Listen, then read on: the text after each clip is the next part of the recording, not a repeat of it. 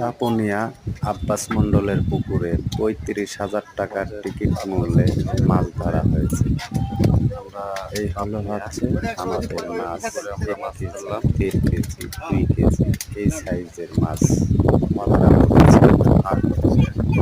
মাছ খুব একটা ভালো হয় নাই, ছোট মাছগুলাই বেশি ধরা পড়েছে। মাছ খুব একটা ভালো হয় নাই। এখনো অনেক শিকারী বসে আছে। আমরা এদিকে দাপুনিয়া আব্বাস অনেক শিকারী দেখতে আছে। পাচ্ছেন চারিদিকে পাকা করা, অথচ মাছ তেমন একটা ভালো হয় নাই। আমরা মন খারাপ মাছ পেয়েছি। এই হলো মাছ, কিন্তু মাছের সাইজ ভালো। লালটা ধরলে কি সাইজের মাছ লালটাও ধরে লাল লাল রই এই মাছ